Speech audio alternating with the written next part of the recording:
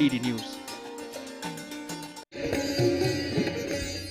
हर हफ्ते हमारी कोशिश होती है कि आपकी मुलाकात कराएं ऐसे कलाकारों से जो ना सिर्फ अपनी कला से अपने विचारों को दुनिया के सामने रखते हैं, बल्कि अपनी कला से हम सभी को सोचने पर मजबूर करते हैं, प्रेरित करते हैं। आज ऐसी ही शख्सियत हमारे साथ जुड़ रही है। आइए मुलाकात करते हैं प्रशासनिक सेवा की अधिकारी और एस फोटोग्राफर प्रिया कुमार के साथ।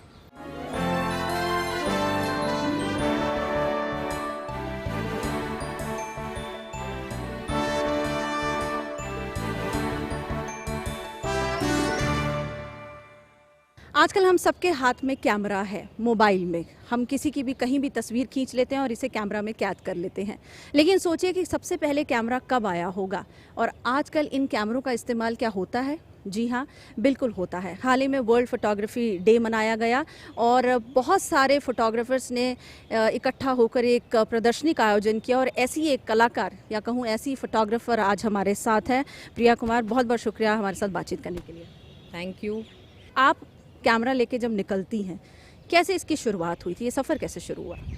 ये सफ़र बहुत बचपन से शुरू हुआ। जब हम छोटे थे तो माय फादर, हमारे पिताजी बहुत ही एविड फोटोग्राफर थे हैं और उन्होंने मुझे अपने साथ लेके जाते थे जगह जगह। और पहले मैं उनकी म्यूज़ होती थी कि अच्छा यहाँ खड़ी हो जाए, यहाँ लाइट अच्छी पड़ेगी, यहाँ से लाइट इधर से आ रही है, देखो इधर से लाइट है, इधर ये कॉम्पोजिशन, पीछे ये है।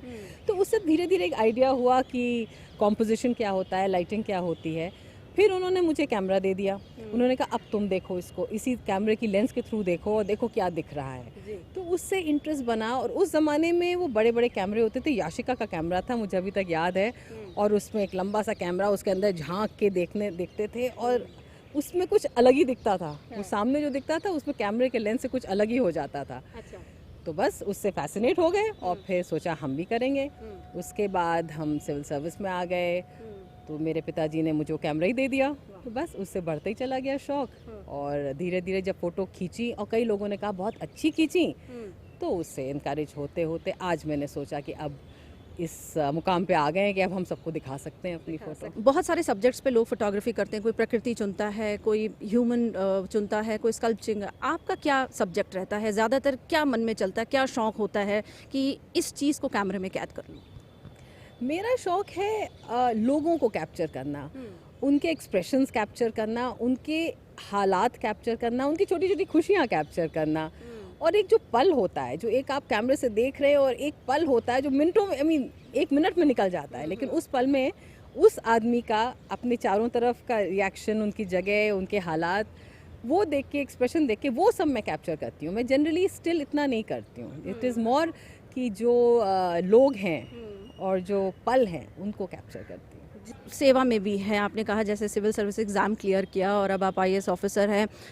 हम महिलाएं बड़ी अच्छे से पैरेलल कर लेती हैं अपनी लाइफ को, सब चीज़ें ना पैरेलल चलनी शुरू हो जाती हैं। कैसी रही कि आपने अपनी प्रतिभा को भी ज़िंदा रखा है, कामकाज भी चल रहा है, घर गृहस्थी भी चल रही है, तो कैसे तालमेल बिठा लेती हैं?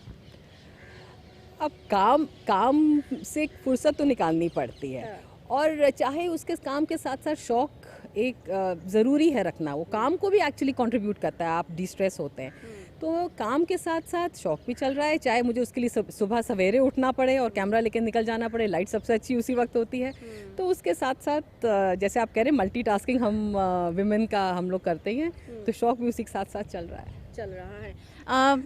आपकी विश्व जो फोटोग्राफी दिवस के मौके पर 2 तस्वीरें जो इस प्रदर्शनी का हिस्सा बनी है, क्या सोचती इन तस्वीरों के पीछे? एक तस्वीर तो मैंने भी देखी, एक कश्ती पे जो बच्चे सवार थे।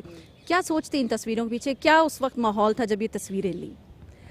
ये एक मिर्ज़ापुर में विंध्याचल के पास नदी पे हम लोग एक बोट पे थे और हम देख रहे थे कि बैंक्स पे क्या हो रहा है, तट पे क्या क्या हो रहा है, एक्टिविटी क्या हो रही है। कैमरा मेरा DSLR मेरे हाथ में था और देखा एकदम से ये 6-7 बच्चे जो थे अपने इनोसेंस में, अपनी मौज में कश्ती पे कूद रहे थे और बहुत इन्जॉय कर रहे थे। तो बस वो ऐसा पकड़ में आ गया वो पल कि मैंने अपना कैमरा फोकस किया और उनको कैप्चर कर लिया।